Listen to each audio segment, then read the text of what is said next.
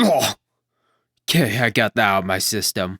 EVO 2017, one of the most hype events in fighting game history. The upcoming Dragon Ball FighterZ, Geese Howard and Tekken 7, and the amazing players that perform on stage. What really took everyone by surprise was the reveal of the new Blazblue Cross Tag Battle, the game that arksystem work fans were waiting for. Blazblue, Persona, Under Night, and the unexpected surprise, RWBY. I watched this trailer like 50 times and hyping myself up until the release. I was already playing the shit out of Central Fiction. I have a long history with Persona 4 and Arena. Unio was hard to get my hands on at the time, but I did play it a little and liked it. I grew up with Rooster Teeth before they became a circus, and I always thought RWBY was cool, but I never got around to watching it. This was the long-awaited official Mugen. For those who are unfamiliar on what Mugen is, it's this.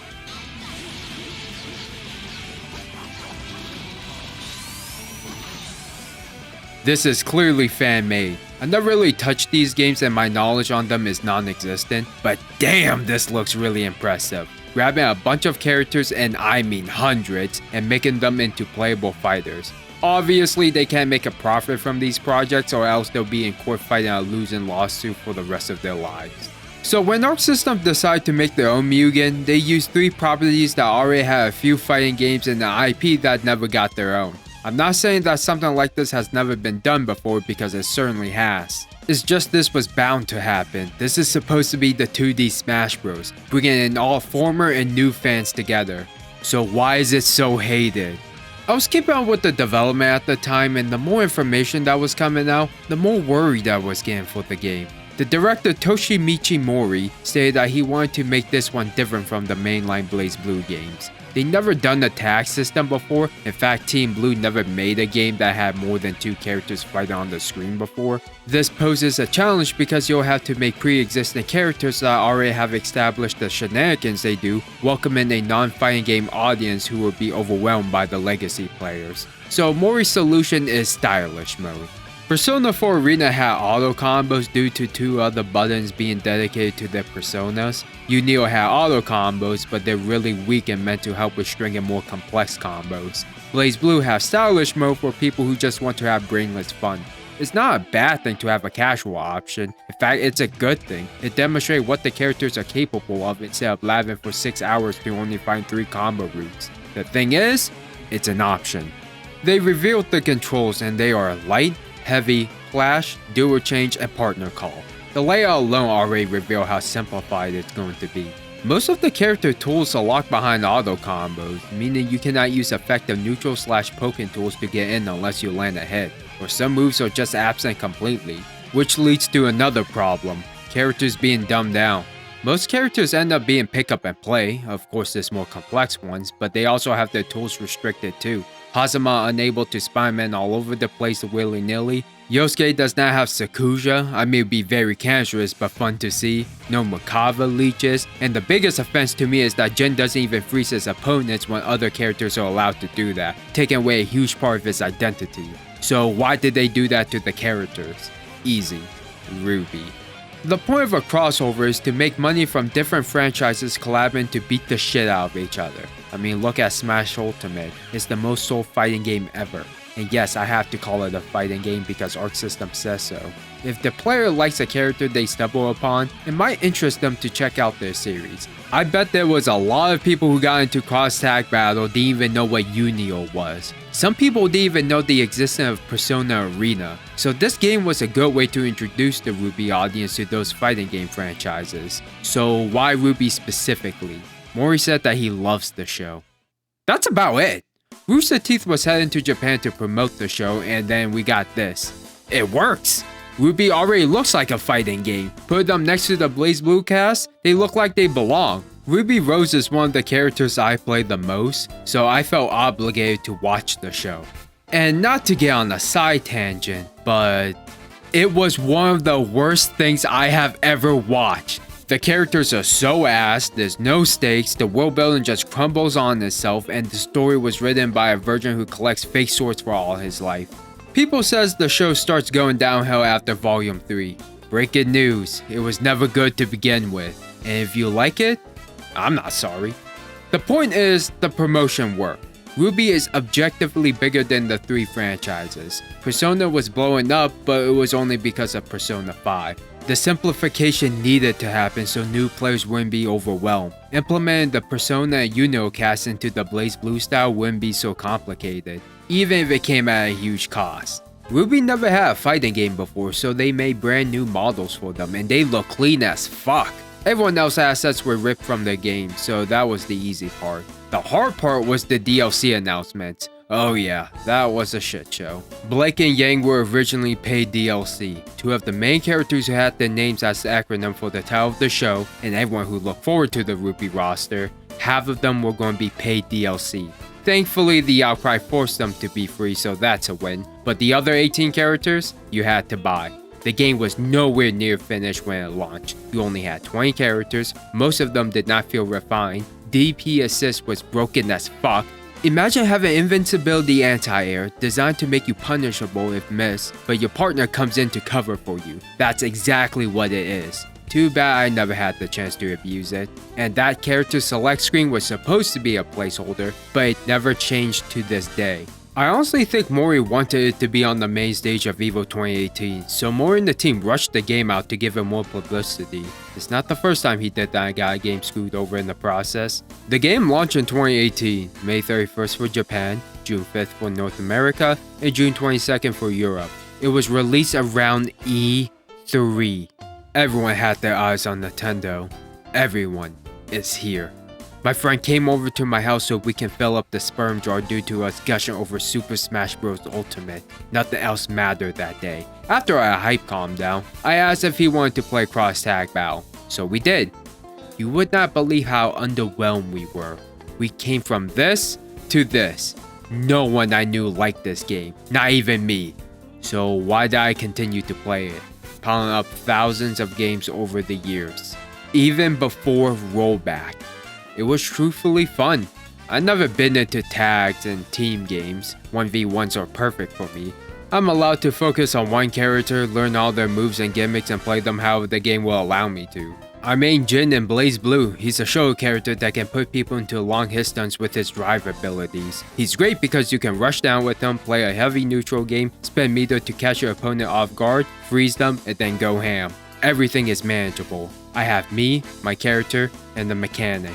For team games, I really only delve into Dragon Ball FighterZ and Marvel vs. Capcom 3. They're great games, but the rushdown focus, managing 3 characters, and getting stuck in a 100 hit combo isn't for me. Tag games, I never really touched before this one. It's still the same premise to me, but there's one thing that makes the subgenre a forefront: teamwork. In these team games, despite their name, they're not really a team. They only really use each other for the assists and that's it. If one character dies, the other one comes out to take their place. In Cross Tag Battle, teamwork is not a convenience. It's the core identity of the game. You have your basic moves, your combo starters, anti-air/launchers, and your specials and 2 supers. Depending on your character, it's going to be difficult for you to actually do anything with your limited tools. That's where your partner comes in. They have 3 assists that usually help you with all situations. Don't have a get-in tool? They got you. Need to extend or start a combo? That's what they're there for. Get you out of a bad situation? Just pray that your opponent messes up the assist reversal. You can also call in your partner to perform a cross combo. You play as 2 of them at once to either find an opening in your opponent's defense amidst all the chaos or do a combo finisher. Supers are enhanced so it's encouraged. The more you use your partner, the more it builds the resonant gauge. Resonant Blaze is a comeback mechanic for when your partner dies. You heal, gain meter, do chip damage, prevent a burst, and super out of all specials. If you fill up the gauge to level 4, you do more chip damage and be able to do a natural hit if your opponent is also by themselves. I would call it cheap since it's an insta-kill, but you built that gauge and earned it. How they implement multiple mechanics that forces you to be in unison with the 2 characters you pick is honestly genius. The thing I don't like is the Clash Assault.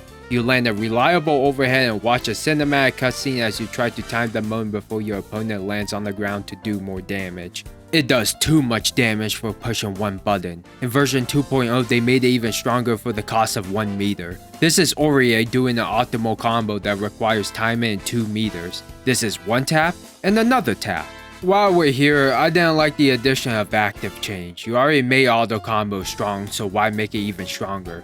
Look, Carmine just recover all that missing health and do more damage as he heals on the sidelines. I don't hate the idea, I just wish they actually had a real dedicated heavy button to justify the auto combos that should have stayed on the light attacks. Picking 2 out of 53 characters can be overwhelming. Normally everyone chooses their favorite character first, but you also have to consider who will go well with them. The best partners are ones that are able to follow up the anchor's attack reliably, cover weaknesses and bolster a character's strength, or just double down and use big titty witches to zone them out. Team synergy is the most important part. The characters' interactions are just amazing. Different characters from each series talking to each other like their best friends or worst enemies is what many people wanted to see. Let's talk about the most infamous team back in the day, RWBY and Gordeau, also known as the Reaper's Apprentice. I found a spreadsheet of every team name combination on the BB tag Reddit and it's so good. RWBY is fast and good at close range. Gordeau is slower but can catch opponents at mid-range. Not only do they cover each other's distances, but when you're cornered, you're going to be in an infinite block string. Beyblading your ass until you're open. Merkava and Hakumen, void of mercy. Merkava covers the air while Hakumen covers the ground. And I swear this is a tactic.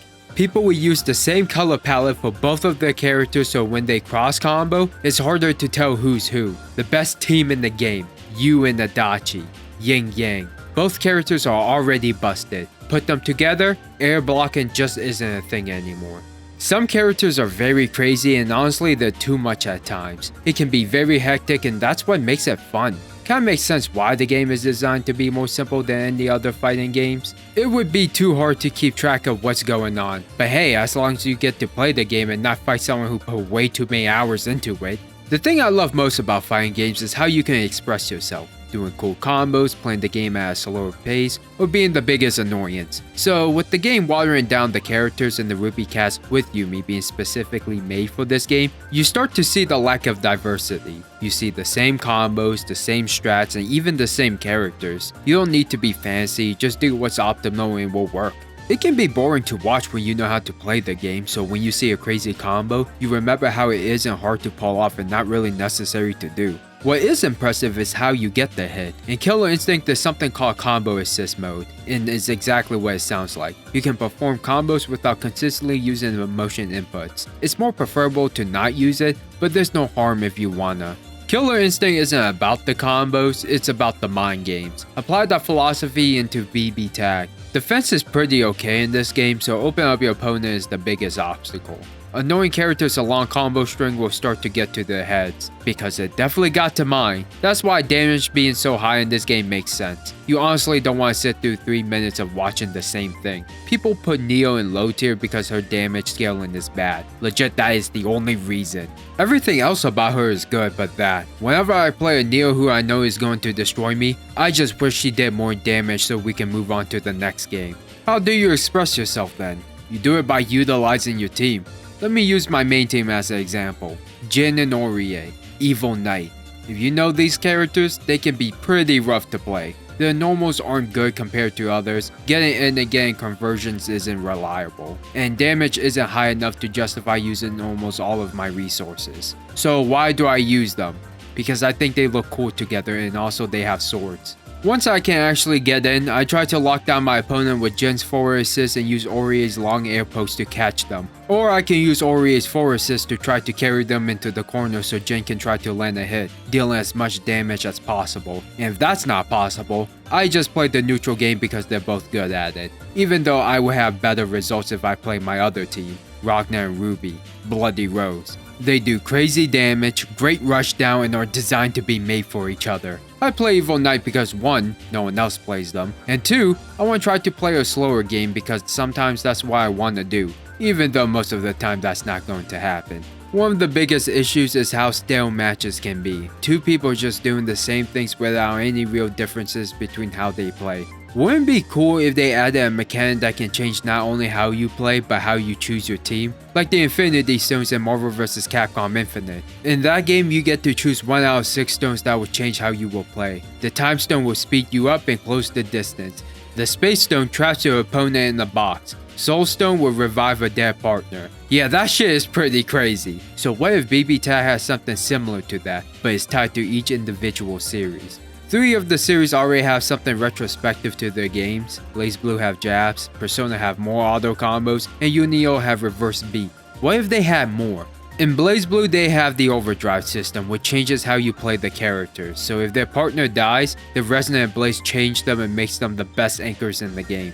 Persona is always about teamwork, at least in the main series. The thing could be the assist bar would deplete slower during the cross combo and fill up the resonant gauge faster. Yu-Gi-Oh has a thing for EX, so the thing could be filling up your meter bar faster and get more options whenever they use an EX skill. The RWBY and guest characters gimmick would be a combination of all that, but weaker. I don't give a shit about the balance about a game that's done because these are just ideas that would add more depth and a good reputation to each series. How detrimental is simplification, not just for the game but for all fighting games? Does it really help attract new players who don't even play these games? Daisuke, the director of Guilty Gear, admits that he wished that he made Strife easier. Well, I did an experiment with the help of a human-sized game page to see how effective it really is. The guy I'm using likes anime fighters but not too much into them. He says Blazblue and other anime fighters are hard and intimidating for him to play since they require a lot of time at getting your ass kicked. That's fair. I recommend him BB Tag. I want to see the series that he was so scared of playing having a low barrier of entry for people like him. And these were the results. On day 1, it was pretty disencouraging for him. I was showing him what would happen if you went against people who were better than me. If I was butt fucking you, the sweats would take you out for dinner, lure you into a false sense of security and proceed to violate you like what Android 18 did to Virginia. By day 10, he already settled for a team. Yosuke and Lene, Storm at night. Learning combos and grasping the mechanics pretty fast. Still struggling with the better players, and his defense was still pretty weak. Day 20, he was winning games against people who are around his skill level. Even ballsy enough to fight veteran players. It didn't go well. By day 30, it clicked with him. He said he hates the game, but admits that it's a lot of fun, commenting that fighting games shouldn't be made easier for people like him. It did make him slightly interested in the other games and rather be playing those instead. If you want to get into a fighting game, it's not the mechanics that draw people in, it's the characters. Look at Nogoro Yuki from Guilty Gear Strive. He's hard but everyone uses him because he's so goddamn cool. The point that I'm getting at is that no matter how much developers lower the skill floor and ceiling, there's always going to be someone better. That should motivate one to improve, but the reality is that unless you genuinely want to get better and dedicate your time into it, it's not really worth the effort because you got shit to do in life. Not everyone wants to be a pro. It is nice that it's designed almost like a party game. Just pick up a character and start button mashing. Would be cool if it actually had other game modes like 2v2 volleyball or something and not a story mode I haven't touched since day 1 because I know it's a complete waste of my time. This whole time I've been trying to understand the game and wishing it could have been more instead of accepting for what it is. Just like MVCI fans note that their gameplay is really good but the presentation looked like complete shit. The fan base is very divided. Veteran hates it and others love it. If this was a perfect world, this would be the dream game and everyone is happy. But just like Smash, there's always going to be a war within the fan base. And what sucks is that there's not going to be a sequel. MVCI, with all the hate it was receiving back in 2017, it sold over 1 million units and was considered a failure. Capcom just cut their losses and pulled the plug. 2020 BB Tag sold a total of 450,000 units. Both companies' goals are different. I mean, Capcom is using Marvel characters, but that doesn't change the fact that arksystem also pulled the plug. It was for a different reason. They wanted to give their other games like Guilty Gear and Granblue Fantasy the spotlight. It always feels like they wanted to add in more characters. Adachi is the only Ultimax character, Hard and Yumi are the only reps for their game. The RWBY cast only have 5 characters when they're the series people were looking forward to the most. September 2020, Toshimitsu Mori has left arksystem work. Why? I don't know. He probably wants to start his own studio. What's next for the series? Will Blazblue ever be Blazblue again? Does it ever want to be a fighting game? Dark World never came to the West and was a gacha game. That was a no for me. It also died. Who didn't see that coming? Blazblue Entropy Effect is fun but gets stale 4 hours in. Will the next game be 2.5D, taking away the sprites which is the series' identity? I wouldn't blame them since it's more appealing, but it's what separates the series from Guilty Gear. Honestly, I have no idea. I do know that people like me still love this series. People still play Central Fiction to this day. I still meet new people in BB Tag. Unlike DNF Duel, I actually get matches there. That game is just straight up buried, even with its cool ass looking characters. Nothing can save it at this point unless they do some Granblue Fantasy Rising revival. Whatever the case may be, I do hope the next BlazBlue game is good, complex, and most importantly makes everyone happy so it can stay around for the years to come. Who knows, maybe we'll get a sequel to Cross Tag Battle and will actually not be complete bullshit. Till next time or something. Seriously, how can anyone like this show? Watching paint dry is more engaging.